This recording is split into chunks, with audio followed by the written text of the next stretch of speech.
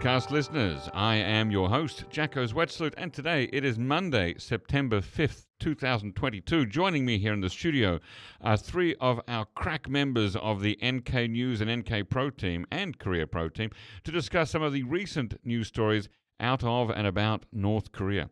Before we begin, please everyone leave a review about this podcast on iTunes or whatever platform you use and share this podcast episode with colleagues, friends, even enemies. Secondly, check out NK News, where you can find many of the in-depth stories written by the excellent journalists that I'll be talking to today. Consider buying a subscription to NK News for a year. It's more affordable than you think. In fact, if you sign up for the annual plan, it's less than $1 a day, which is even less than a cup of coffee per day, and it helps to fund the excellent journalism that my colleagues put out daily.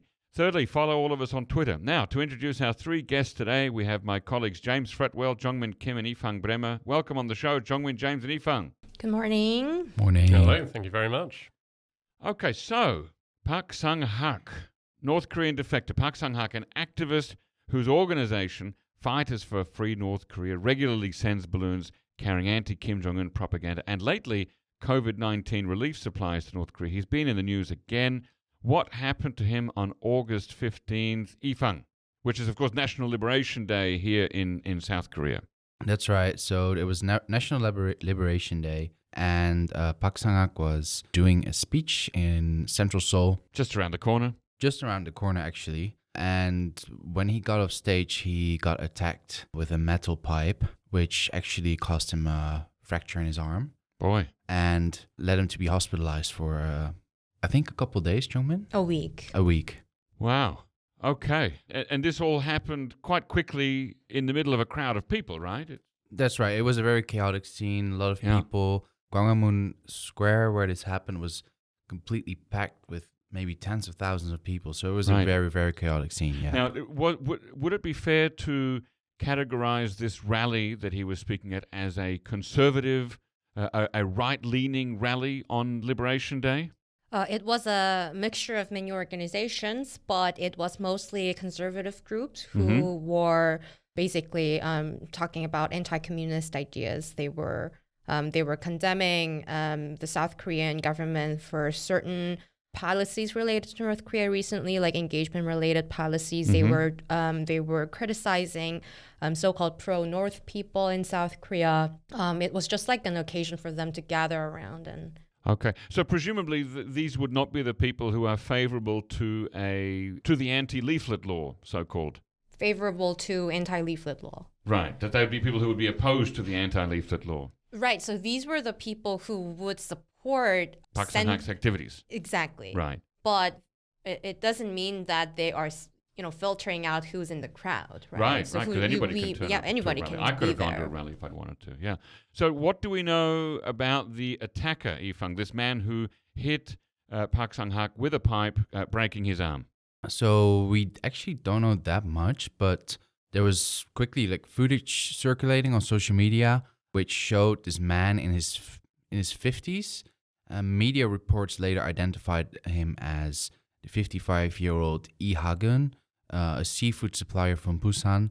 And pretty quickly after the attack, he was already apprehended by police. Mm-hmm. But either way, he managed to give an interview from a prison cell, or perhaps through his wife, who was present there and who helped pro-unification media to let him talk about why he did it. And according to this Mr. Lee, he wanted to punish Park Sang-hak for his acts of sending these leaflets into the north and to end the war and confrontation and to accomplish peace.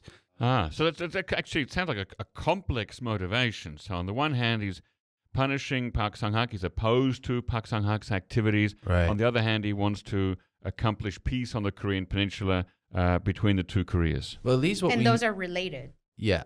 Because from this pro-unification person's point of view, Park Sang-hak, and also this comes just a few days after North Korean leader sister Kim Yo-jong wrote a statement, did a speech against leafleting activists, saying that these are crime against humanity, these spread COVID into North Korea, and that the Yoon administration should be punishing them, but they're not. So from pro-unification group's point of view, Park Sang-hak could be seen as someone who is very actively going against unification and peace on the Korean Peninsula. And what we also know from this attack is that it seems to be pre-planned because he was carrying a note condemning Park Sang-hak. So it was not like a random person in the crowd who got angry. Right. He definitely planned to harm Park Sang-hak. And what's quite interesting is that what we did is we found a video footage of the attacker and took a screenshot of it, and then we used some facial recognition open source software, and we found that this man actually has quite a long history of protesting against the U.S. We found a picture of him, exact same man, carrying a sign that read "No Trump, No War" back in 2017. So he's definitely ideologically motivated in his acts and seems to be part of this pro-unification movement for quite a long time. Yeah. Right. So it sounds like very much a politically related, a politically motivated attack. Right. Now, I suppose the irony here is that, in a sense, both of them, what was the name of the attacker again? Lee Ha-gun. Both Lee Ha-gun and Park Sang-hak would both say that they're pro-unification, but very different approaches, right? Yes. One through causing regime change and collapse in North Korea. That would be Park Sang-hak's chosen method. And the other one, Lee Ha-gun, would choose it through rapprochement and trust building and confederation, etc., that kind of a path to unification. How is Park doing now, Jong-min? I've been talking to him regularly. I think he's better now. He got out of hospital. He can still move around. And when I last talked to him on the phone, he was saying that he would have been injured very seriously if that metal pipe hit his head, but unfortunately it did not. So only his arm's broken. So he was like, my other parts of the body's fine, so I'm gonna do the balloon launch sooner or later. And he did. And he told me just this morning, an hour ago, that he conducted another balloon launch in Incheon, Ganghwa over the weekend. Wow. Okay. So just to go back there, so his arm was struck, but that is, if I understand correctly, because he had raised his arm in self-defense near his head, and that's where the pipe hit him in presumably the forearm. Exactly, that's normally how it would, right arm, he said. Right, his right forearm. So it could have hit his skull, could have cracked his head open, but he's lucky he just got an arm fracture, and he's gone and done another one of these balloon launches. Now, what's being sent with these balloons? There's propaganda leaflets, but there's some sort of COVID relief supplies. What kind of COVID relief supplies are they sending, Jong-min? So FFNK and Park Sang-hak, in the past, they usually launched the USBs, dollar bills, and anti-North Korea leaflets through these balloons. But after COVID-19, after North Korea admitted that they have COVID-19 spread in the country, Park Sang-hak allegedly stopped including leaflets into these balloons, but he got the donations from supporters to send vitamins, Tylenols, and face masks to fight against COVID-19. But I'm not sure if we can technically call it a suspension of sending anti-regime leaflets, because usually in one of the balloons that he sends, if you look at the video that he sends, there's usually attached one big poster to one of the balloons that he holds for photo op. And then it usually has some sort of statements that North Korean side would see as insulting or confrontational. And this time... Or an unflattering picture of Kim Jong-un. Exactly. Like last time, I think he also used a photo of Kim Jong-un crying when Kim Jong-il died. That's considered a major insult in North Korea. And this time, over the weekend, interestingly, I didn't write it yet, but he included the photo of Kim Yo-jong as well with Kim Jong-un, saying that South Korea should exterminate both of them. Well, those are strong words. What's the status of Park's group and its activities under the so-called anti-leafleting law? Is he under investigation? Is there an indictment underway? Has he been arrested and charged? He was indicted, and I think his the sentencing, the ruling is upcoming sometime this year, later. Okay, but he's showing no intention of, or no sign of, slowing down or stopping his activities as a result of these legal He usually difficulties. announces that his actions are actively going against the anti-leaflet law to show that it's wrong. Okay, now this attack on August 15th here in Gwanghwamun, is this part of a broader trend against defender activist groups, or was the attacker possibly an outlying extremist, Yifeng? I would definitely not say there's a trend going on, but you could say that the attacker was part of this kind of fringe group of, yes, somewhat, some would call it radical pro-unification activists who also advocate a lot of, that everyone should be able to read Kim Il-sung's memoirs, that kind of thing. So there are definitely groups in South Korea that are considered radically left to some, pro-unification, but I wouldn't say that they're usually violent, right? So it kind of breaks with that, but it definitely shows that there are groups, even though there might be small groups, that have very, very different views and possibly, can clash also physically, apparently. Question without notice. Has any group come out in support of Lee Ha-gun's activities, Lee Ha-gun's alleged attack on Park Sang-hak? Has anyone come out and said, yeah, we stand behind this, this is a good thing, we're going to fund his legal defense, or anything like that? I don't know the name of particular groups, but there are definitely a lot of Facebook posts going around in support of Lee Ha-gun, and people calling to release him and to punish Park Sang-hak.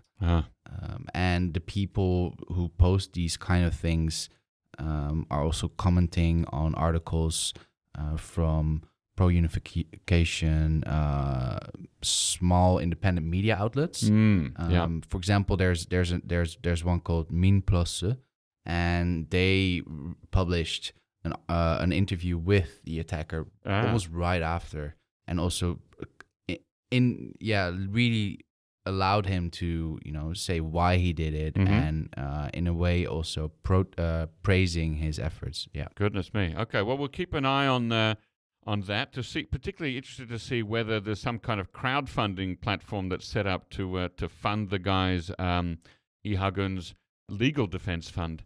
That would be interesting to see. But we'll find out about that next time.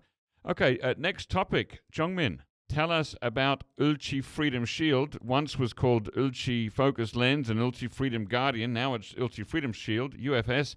What was it, and how long was it, and what did it do? Well, it's the first time that live action field training exercises have resumed since the last time in 2018. The field training drills were suspended during the diplomatic engagement with North Korea, and also after COVID-19 in order to prevent them becoming a super spreader event. So they were downscaled as well. So for the past 5 years, it was mostly the computer-based simulation war games. But this time, it's the first time that they resumed, and there were also live fire drills, including some missiles like Hellfire.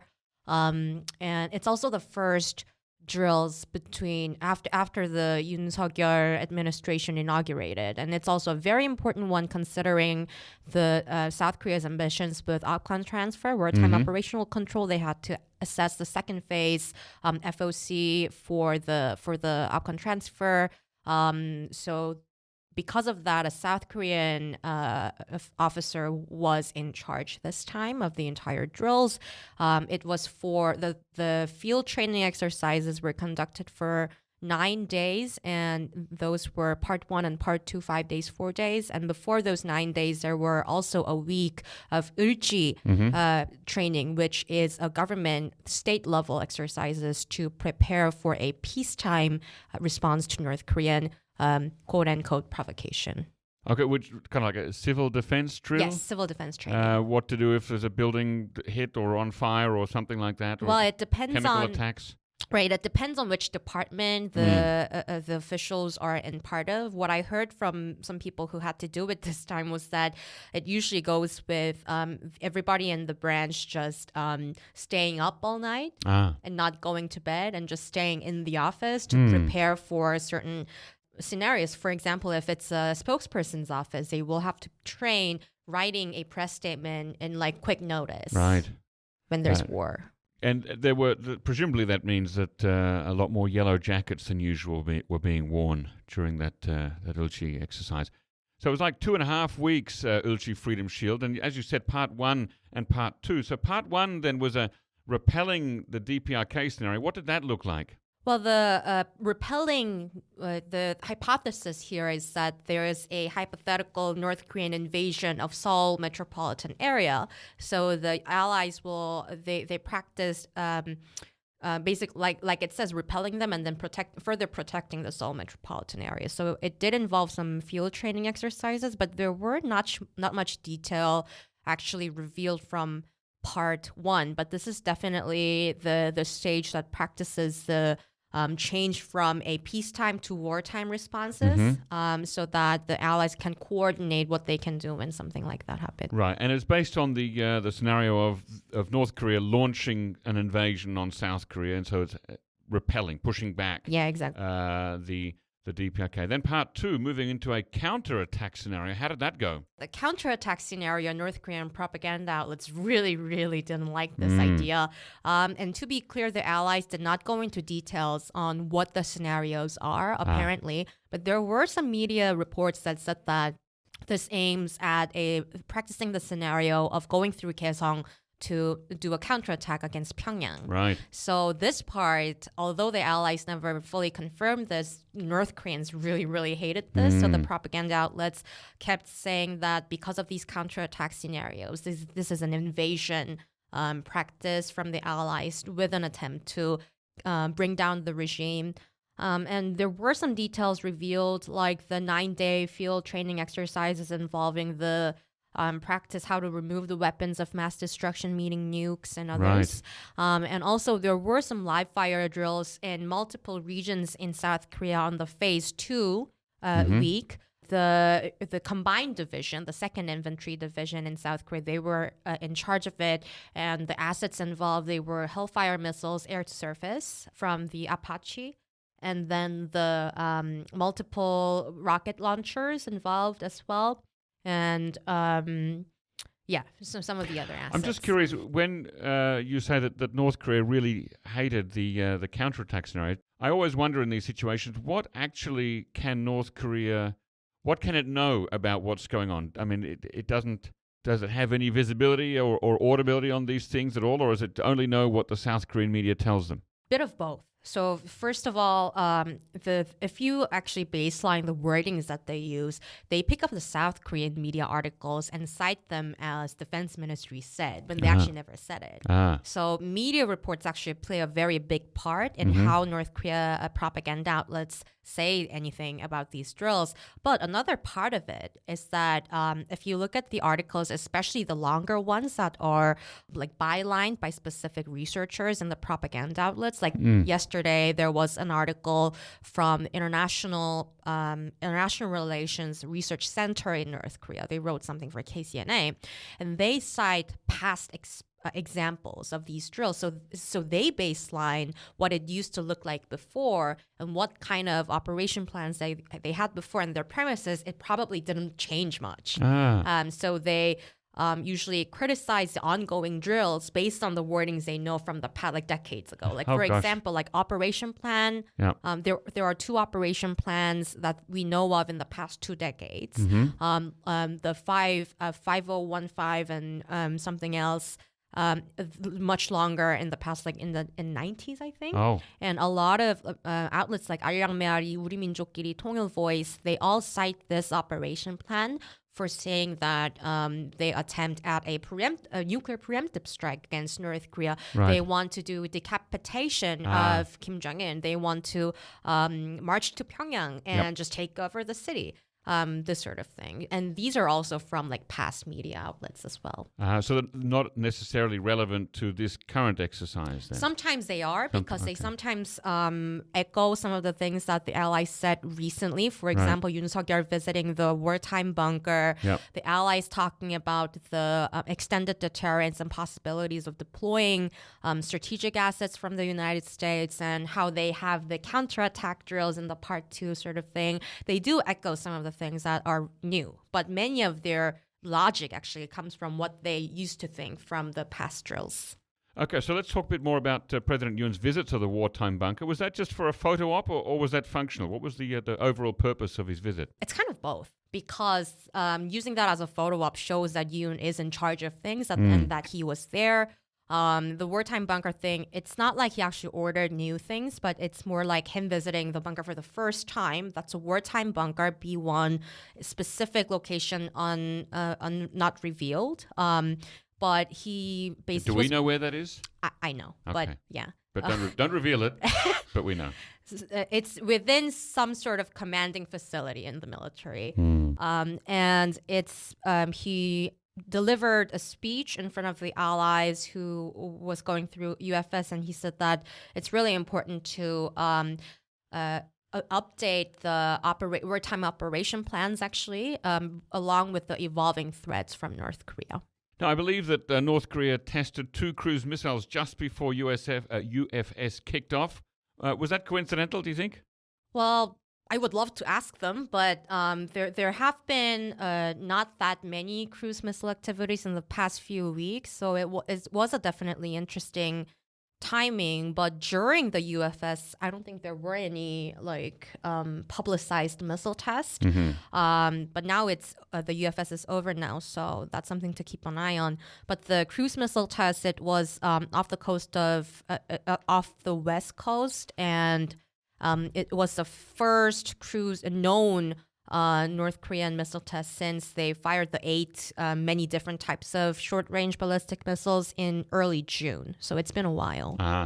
Now, these joint combined drills are wrapped up now. Do we have any statements from South Korea or U.S. military or Combined Forces Command about how well they went and what was achieved? Well, one thing I remember, this was actually at the start of the UFS, the defense minister of South Korea, Lee Jong-suk, actually quoted Top Gun and said that it's not about the plane, it's about the pilot, saying that it's important to, stand side by side and, fight together. That's a movie, I think. Yes. Right. I've not seen it, but I heard it's pretty popular. Yeah. Right. And also General Paul Akamara also talked about how it was a very important drill for the allies to be ready to fight tonight, like we always say. Oh, that's the slogan. Well, not we, but they. I think we say it ironically, but the military say it for real, right? Ready to fight today and tonight. Right. But then Hi, Dan Pinkston, if you're listening. But when it comes to specific details and specific drills, like we imagine, there's not much, but it's more about the values that they aimed at. We should say we're ready to type today and tonight. Ready to type tonight. Right.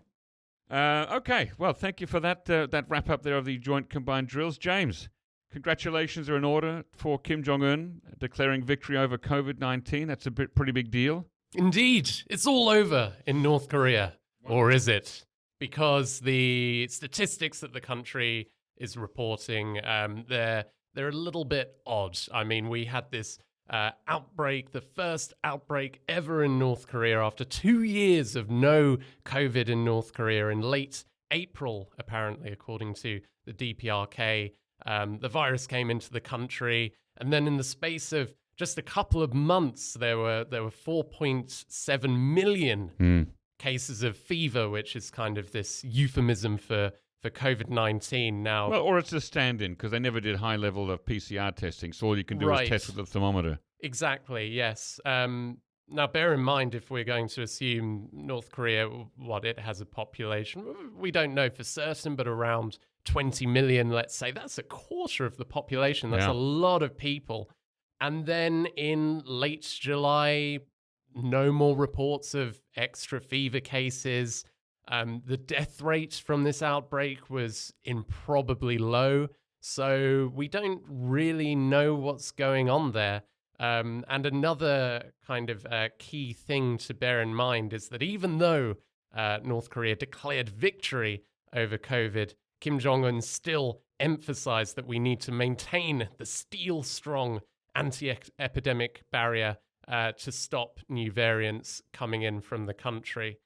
So in a lot of ways, of course, COVID can kill, but North Korea is also doing a lot of damage to its own economy through its really strict border lockdowns. And you have to feel for the people that are in need of aid, because that's only really trickling into the country. And also people in the border areas who their economy used to rely on smuggling back and forth between China, and that's really been clamped down on. So you could say that these measures are doing, well, a lot of damage anyway. If North Korea opened up their border slightly, maybe it would make things easier for the general population. What does Kim Jong-un mean by victory? How does he define that term? Well, as I said, the number of cases, reported cases, basically dropped to 0. So I think he's using this as an opportunity to promote himself. North Koreans have been suffering over the last 2.5 years because of this border lockdown.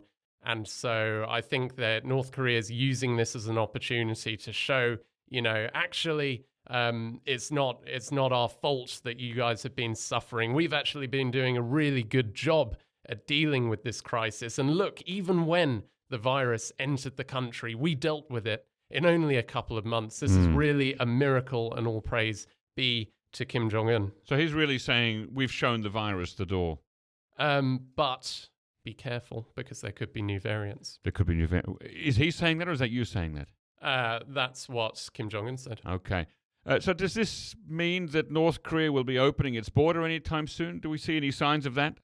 I think we had a report on NK News that suggested maybe there were some rumors about people coming, back into the country possibly. But we'll have to wait and see on that one. Has a large section of the North Korean population been vaccinated, and are COVID treatment drugs available? Now, we don't know. Probably not. There were reports about some North Koreans having received vaccines from China. We don't know what vaccines.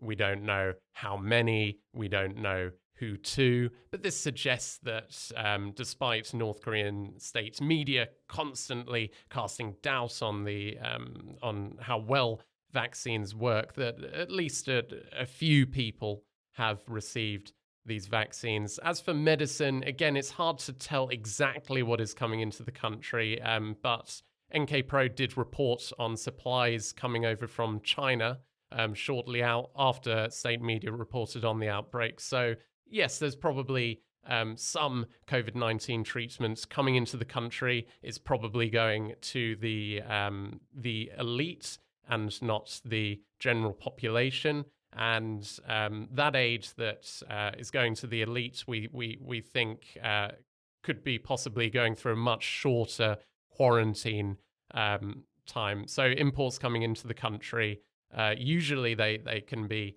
kept in quarantine for months, which is really creating this severe bottleneck on what's coming into the country. What are the risks of Kim Jong-un proclaiming this victory over COVID? Well, of course, if he proclaims a victory over COVID and then there really is another huge outbreak, then he's going to look quite silly, isn't he? Well, is it possible? I mean, you mentioned that the death rate in North Korea for the big surge they had in April and May sounded impossibly low. Is it possible that large numbers are dying or being hospitalized and then dying, and that's simply being kept secret or covered up? Well, of course, North Korea is not known for its transparency, so anything could be the case. Perhaps the situation is a lot worse than we know. Perhaps North Korea wanted to exaggerate the situation for propaganda purposes and then claim victory and look at how well we did against this massive outbreak. It's really difficult to tell. Right. Because, on the other hand, if there were, I don't know, mass graves or mass piles of bodies being burned outside hospitals, we'd probably see that through satellite photography as well.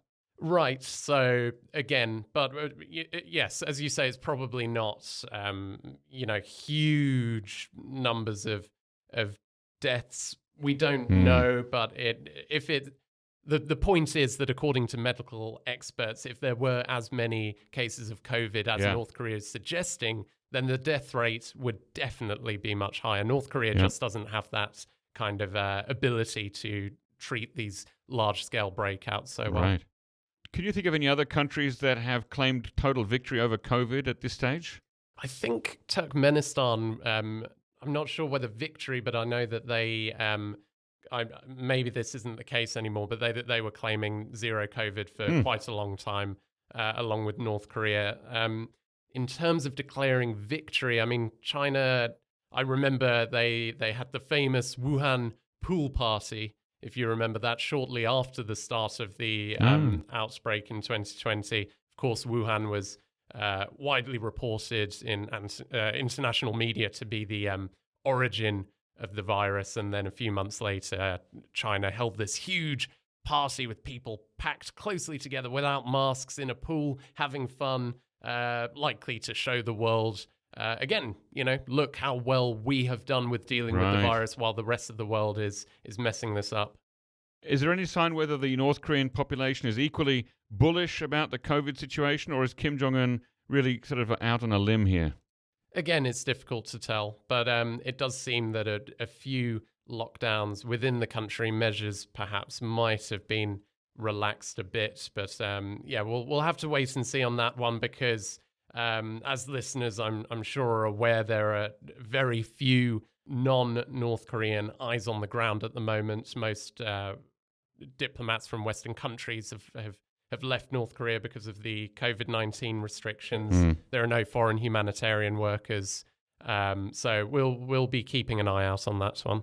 All right. Thanks, James. Okay, Jong-min, back to you. What is President Yoon's audacious plan or audacious initiative to revitalize North Korea's economy?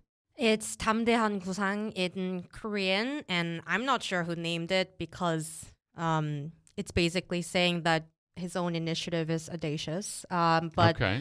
I was imagining, because he named it audacious, there would be suggestions regarding military concerns from North Korea. Actually, that I think would be audacious. But so far, it seems like the focus is on economy. That's why it's kind of similar to previous conservative administration's ideas. Yeah. But the point is, if North Korea takes genuine substantive steps toward denuclearization, or show what they call a solid will towards denuclearization, basically Seoul can aid North Korea with bunch of economic cooperation and assistance ideas. For example, like large-scale food program, also helping North Koreans modernize their ports and airports for international trade, strengthen their healthcare, some sort of mineral-related cooperations as well, despite the UN Security Council sanctions on them, and so on and so forth. Is this very different from what President Moon Jae-in had hoped to do if things had gone better after the Hanoi summit? I don't think this is at all different from any of the economic initiatives of previous conservative and progressive administrations. Okay. Because I'm speaking as myself right now, I'm just honestly saying that it's not creative. Okay, so an audacious initiative is really a rehashed initiative. It's not such an audacious initiative, Right. and We've seen this initiative before. Right, but I think maybe some of them became a bit of that there are things that sound a bit more larger scale. Okay. And things like helping North Korea with modernizing ports and mineral cooperation, that could be a bit outside the comfort zone a little bit, because they have to discuss sanctions issues. But this is largely very similar to Lee Myung-bak era's Vision 3000, which was to offer enough aid to North Korea to raise their GDP per capita to $3,000 if it surrendered their nuclear weapon. Right, and Park Geun-hye with her jackpot or bonanza plan, that was a bit similar too, wasn't it? I think it's like a bit of a merge of both. The officials who used to work for both administrations are now in Yoon administration. So apart from the ports that you mentioned, is there anything else that's really specifically new here that we haven't seen before? No. Okay. Well, but the thing is, so that's what Yoon has been saying. But then there's also Kwon Young-se, the unification minister, and what he suggests is actually quite audacious, I should say, because the idea of it is that it has to be two pillars. One is economy and one is military and political, and that what Kwon Young-se and also National Security Office people have been stressing so far is that basically we will need more time to come up with details on this, but there will be definitely something about military and to address North Korea's security concerns. so Kwon Young-se, the unification minister, was saying something like, "Oh, we can let each other observe each other's military drills, so we can make sure that it's not hostile towards each other and build trust." But I thought President Yoon said that security guarantees were not possible. Were So not on that's the the table. thing, So the unification is kind of going off-piste here a little bit, to use a skiing metaphor. Well, context here is Kwon Young-se is like, I think he's a 4 or 5-term lawmaker. Oh, He's like okay. very, very high level. Right. He's like, people all thought that he would be a prime minister. This is not his first rodeo. Yeah. And also, I think it's more like they have discussed this together. But Yoon and Kwon. of course, Right. yeah, they were in the work report meeting on this, and Okay. I think the ground general rule of thumb here is that they do admit that they need to handle some sort of military and security related concerns when it comes to North Korea. That's why they're calling it audacious, because it's different, allegedly different from the MB era, just focusing on economy. But so far, there's not much detail on the military part. That's the problem. And when Yoon said South Korea cannot provide security guarantee to North Korea during his presser recently, I think he was reiterating what Kwon Young-se actually said earlier about how it will need cooperation from other countries like the United States, because North Korea wants to negotiate with the United States, not just with South Korea. Well, yeah, and sometimes not at all with South Korea, only the United States. Exactly. What's been the response to this plan from North Korea experts? Well, some people are saying that, especially people who have been involved in the previous conservative and progressive administration's idea on approaching North Korea, is that this is not new. I think a lot of people were saying that this is not creative, but if they do come up with details on military and security concerns related things, that there may be some progress. But to be fair, in Hanoi summit, they already been there. They tried to discuss this, but South Korea sort of failed. So a lot of experts that I've talked to were actually saying this is not new from the point of Singapore summit and Hanoi summit and where they achieved then. And some people even said that they went backwards from it because they're only providing details on economy. And another batch of experts that I've talked to, they were actually saying that this is not really good for national security. And other people who are on the extreme other side were saying that, although this is actually helpful, this is compatible with the joint drills that North Korea keeps saying that they are hostile, because it basically shows that if you stop doing something hostile, we can provide you all these great stuff. But if you do it, we'll have to do our drills too. Well, what about North Korea? What's North Korea's response? I believe that Kim Yo-jong made a statement. Right. They were saying that these are all quotes.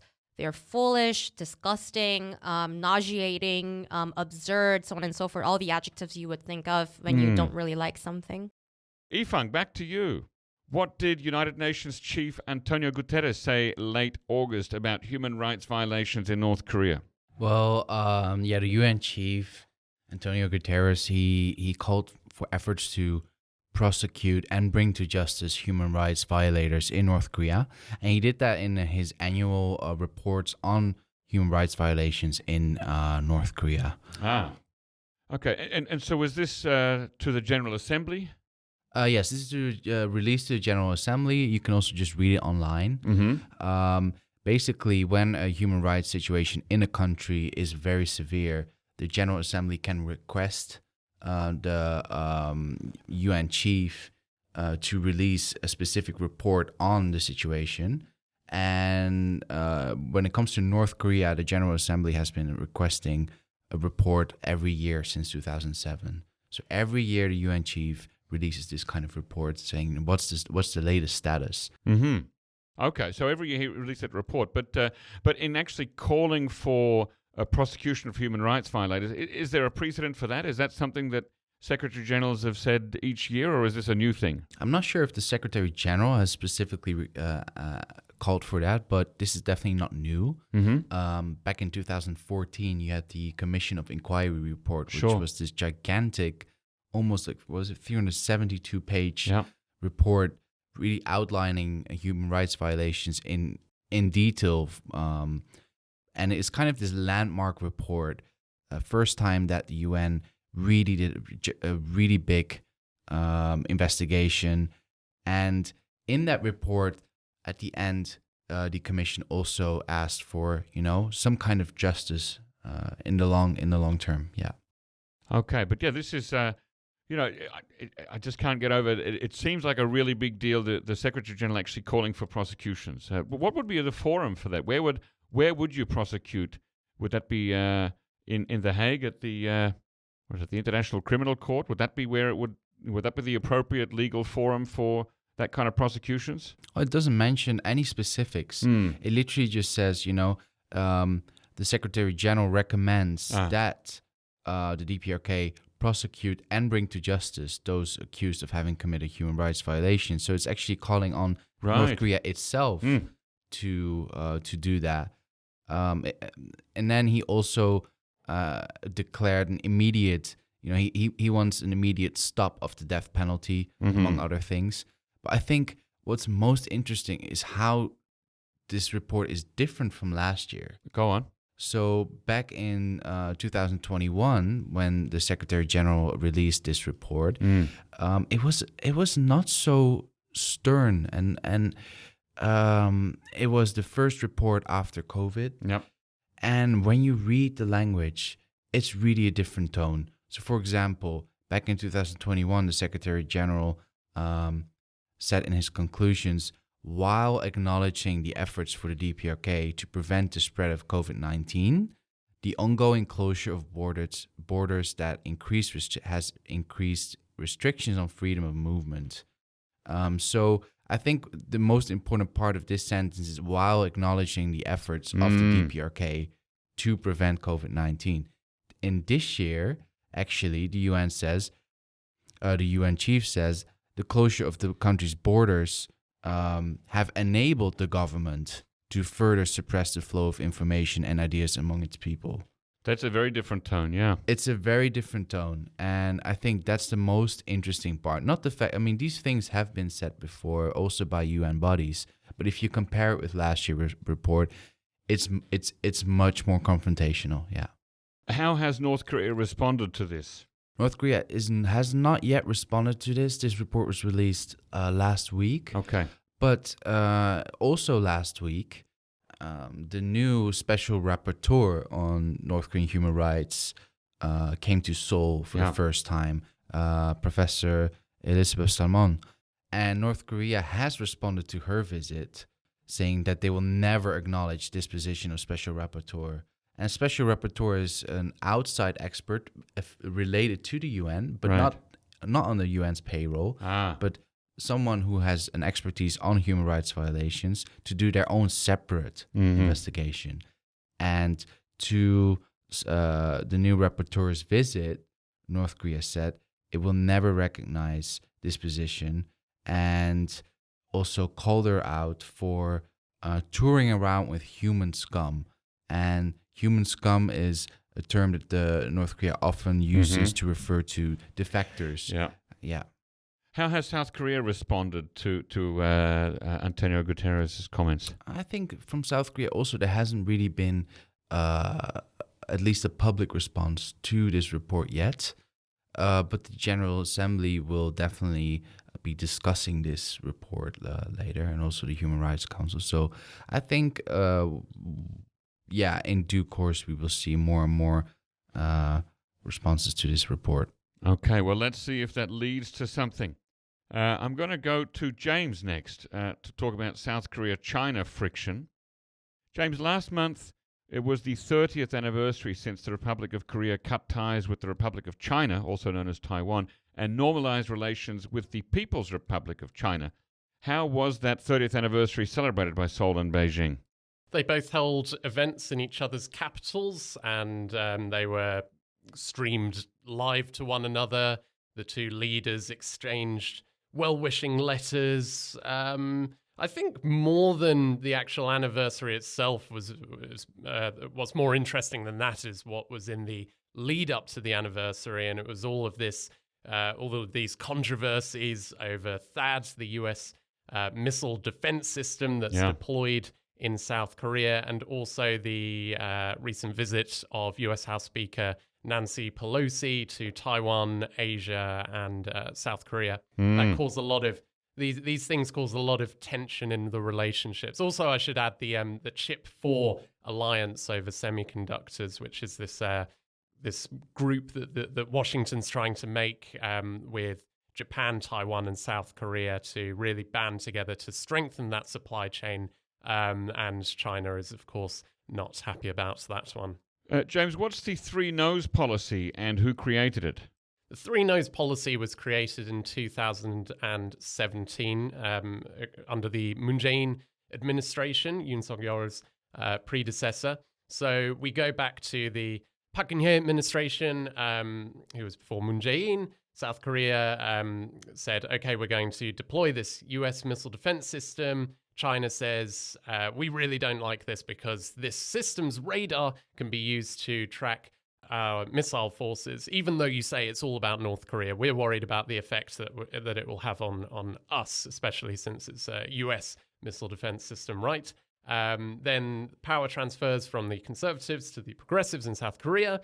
Moon Jae-in comes along and he says, okay, we'll agree to these three no's. We're going to have no more THAAD deployments, more than the ones that we already have.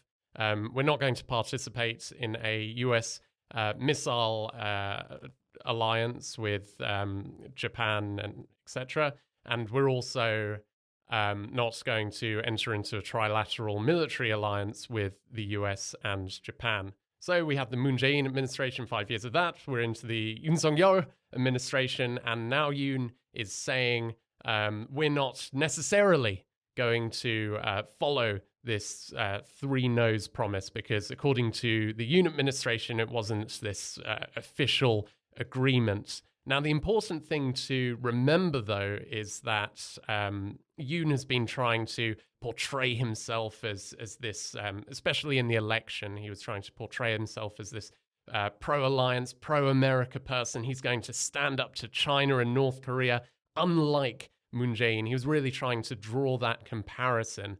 But now it seems, just as many of his South Korean presidents before him, even though he says he's going to be really tough on China, he's always got to bear in mind that while the South Korea relies on the US for its security, China is a really, really important economic partner. So it's very reluctant to do anything that would disrupt that relationship too much. And just to wrap all this up, even though it says it won't go by these three no's, it also hasn't announced any plans to deploy more THAAD. So it might be more messaging than actual intention. It might just be trying to look strong to the domestic audience, look strong to the US, while not actually doing anything that would prompt Chinese retaliation. Is there evidence that the previous Moon administration actually signed any deal or concretized this acceptance of the three no's policy?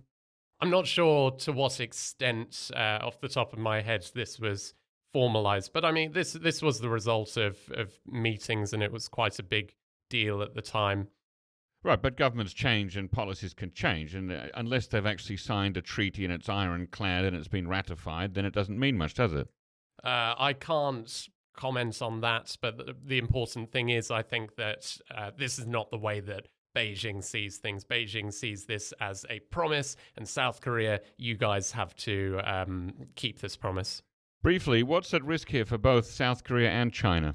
I think it's a very delicate situation. Even China could do more economic boycotts like it did over the initial deployment 5 years ago. This would have a big effect on South Korea's economy. Last time it did billions of dollars in damage to South Korea's economy. But of course, it also hurts China. So does it really want to do this?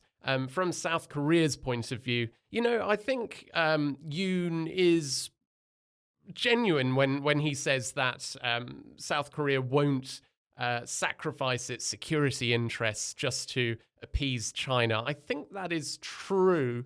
But at the same time, I really don't think it wants to get too involved in this, great power conflict between the US and China. I think it really wants to strengthen the alliance because of the threats from North Korea, while at the same time emphasizing to Beijing, look, we have to do this. We have to have this missile defense system here. It's not targeted at you guys. Please keep trading with us. Let's keep making lots of money like we did over the last 30 years. Now, Seoul announced that it would normalize the operations of the existing THAAD battery by the end of August, and that THAAD will, quote, never be a subject of negotiation since it's a matter of security and sovereignty. Now, I'm not used to seeing Seoul stand up so forcefully to Beijing, even though, as you say, President Yoon is trying to walk that tightrope between being pro-alliance and not being too anti-China. But he is standing up a bit for Korea. How do you interpret this, James?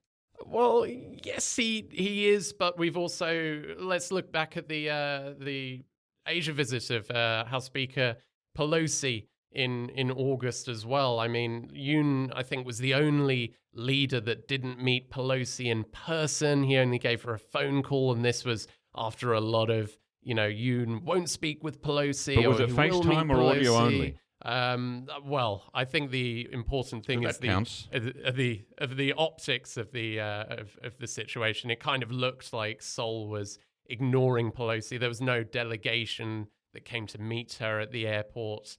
So I think when the US looks at how its different partners in the region reacted to Pelosi's visit, it might have been a little disappointed in how South Korea received her. And I think this is, again, evidence that, yes, ultimately South Korea is on the American side, but it doesn't want to do anything that will seriously disrupt the relationship with China unless absolutely necessary. Now, James, Jong-Un told us about the joint combined drills with the US and ROK militaries. Did China get upset at that too, as North Korea did? And does China normally make a fuss about these drills, or is this is it not something that comes up on its radar, so to speak? So Chinese state media did mention these drills, and from China's perspective, the situation on the Korean Peninsula, it's not North Korea is making nuclear weapons, and so other countries all have to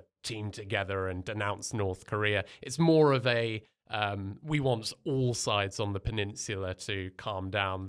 Yes, the North old Korea, the standard play of even-handedness. So Mum turns around when driving the car and says to the two kids fighting in the back, "Now both of you be quiet and sit still, or I'll have to stop the car and get mad." Exactly. Yes. So it's saying North Korea, don't launch the missiles. Don't, it'd be better if you didn't do that kind of stuff. But also, US and South Korea, come on. Let's cut all this these military exercises out. Now, of course, from China's perspective, I think it doesn't want the situation on the peninsula. It doesn't want tensions to increase because that creates instability on its border, et cetera, but it's also worried about the US military presence on the peninsula via Taiwan. After Pelosi's visit, China does all the military drills. It did some military drills in the area of waters near the Korean Peninsula, actually, and a US recon plane as well took off from the Korean Peninsula. So this kind of shows that, yes, the US military is stationed in South Korea to deal with the threat from North Korea, but there is kind of this regional linkage in the situation. So I think August, if it showed us anything, yes, the situation with North Korea is about North Korea and South Korea, but of course there's also this great power competition at play between the US and China, and the two Koreas can't escape that. Okay, thank you, James. Last story for today. Yifeng and Jong-Un, back to you two. When a president here in Korea leaves office, they are supposed to hand over their documents to the Republic of Korea Presidential Archives. And at the start of this month, South Korea's Supreme Prosecutor's Office executed a search warrant on these archives and took into possession some evidence relating to an incident in September 2020. Tell us about that, please. Well, the wider context of this is that throughout this year since May, there have been movements from the Yoon administration and relevant government branches to look into some of the decision-making procedures under the previous Moon Jae-in administration. And this is part of it, basically. We saw a lot of raids in the past few months, especially related to two cases on North Korea. One was the 2019 November repatriation of two North Korean men, and another case is related to Lee Dae-jun, the South Korean fisheries ministry official who was killed by North Korean soldiers in North Korean waters north of the northern limit line, and this was the September 2020 case. And these two cases have been under spotlight again, with the Yoon administration saying that they will try to seek the quote-unquote truth related to the Moon administration's decision-making procedures during those two cases. Now, does this mean that charges are likely to be filed?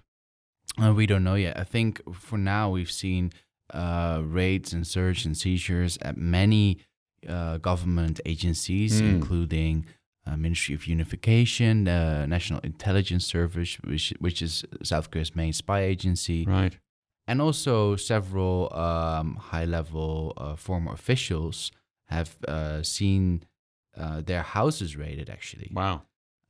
So and that includes the ex-Minister of Defense, former National Intelligence Chief, and the former Director of National Security. So it's really high-level search and seizures. But I think for now, the really big change, or like the thing that would really cause a stir, is once the prosecution actually starts to file charges to people and agencies, which we haven't seen yet. Haven't seen it yet. Okay. Now, often in these cases, it seems that no matter how high the people who may be involved are, that it's somebody somewhere around the mid-level who ends up taking the fall for things like this. I'm just wondering who might end up taking the fall for this tragic incident in 2020. Any guesses? Well, I can mention who are on the table for this. All right. Who's on the table? But these are actually pretty high level, Okay. especially when it comes to the September 2020 case. I talked to the brother of the victim regularly, and he was actually he wanted to know more about what Jong-Un, the then National Security Advisor, was doing at the time, and the presidential archive raid. He wanted to know more on what he reported to President Moon, how high up the decision-making procedure was made by. And so far, it seems like they are aiming at, like we said, just pretty high-level officials. But if we look at the past precedents, not exactly the same cases, but when it comes to that controversy surrounding late President Roh Moo-hyun, when there were media reports and the Conservative Party lawmakers were alleging that the president offered some part of the NLL for the North Korean side. There was a controversy surrounding that. And actually recently, Cho Myung-gyun, the Blue House official at the time and unification minister later, he got sentenced after a decade long.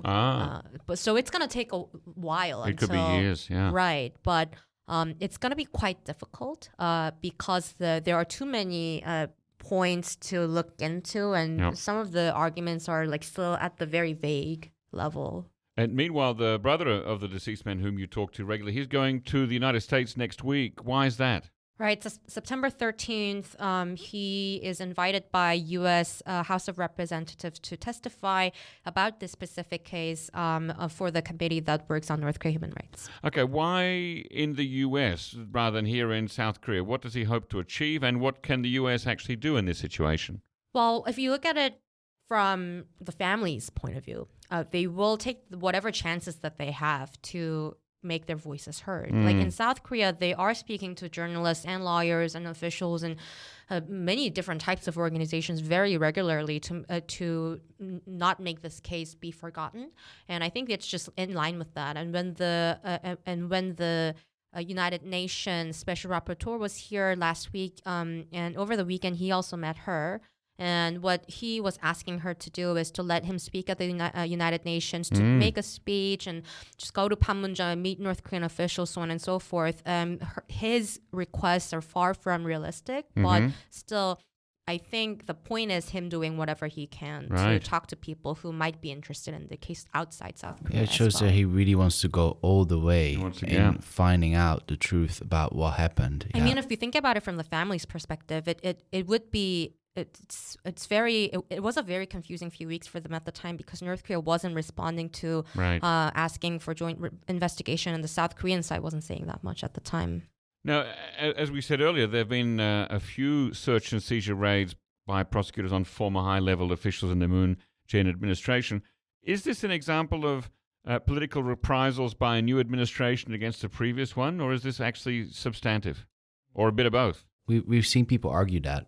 Both from sides. both sides. But even if part of these investigations are politically motivated, even the UN has said, we should really investigate these cases. A previous special rapporteur on North Korean human rights, Thomas Quintana, Yeah. and on his last visit to Seoul, he said, the family has the right to know, and he understands that the South Korean government is careful with releasing details because of security concerns. But he said, in this case, I think the right to know weighs more. And also, he said, I encourage the different political forces to avoid politicization of the case. Right. So he was clear about that. Right. But at the same time, he said this needs to be investigated. And just lastly, you asked why the United States. Yeah. For especially the fisheries officials' family, having some support from U.S. officials is actually very important for them because the Democratic Party, the opposition party that holds majority right now, the way they were pushing back until now about disclosing information was because the SI, the special intelligence related to the case, was actually not just South Korean but the allies. Okay. Well, that is important. Okay. Final thoughts, 30 seconds from everyone. What's on your radar for the coming days and weeks, James? I think, as always, we're looking out for North Korea's upcoming nuclear test, aren't we? We have Won't happen. Won't happen. Okay, that one's sorted. Yep. No, we have a date now, importantly, for China's Party Congress. Now, some people were saying that North Korea might be waiting for this Congress to be over, as not to disrupt relations with China. So, maybe it will happen after that date. Anyway, we'll be able to. There's your 30 seconds. Oh, there we go. Jong-min. We have a holiday coming up in North Korea, 구구절, September 9th. That's, what was it? Founding Day of the Republic in 1948. Last time it was the big one, so they had the paramilitary parade, but this time I don't think it's going to be big, but we'll still keep an eye on that. And also importantly, I think potentially the typhoon's going to be very big, and if it That's this week, tomorrow, today. if it causes any damages to the rice fields or nuclear related facilities, that's something we have to keep an eye on. Okay, just on time. All right, Yifang. I was actually going to say the same thing in typhoon because it can potentially have gigantic damage on the country that's already under very much pressure, and it would be interesting to see how North Korea responds if they actually need humanitarian aid from abroad. Right, because we have seen that before, notoriously with particularly in the mid-1990s when they had their giant famine there, that there was some heavy rains that caused the call for humanitarian aid. So let's see what happens there. Thank you once again for coming on the round table, Jong-Un Kim, James Fretwell, and Yifang Bremer.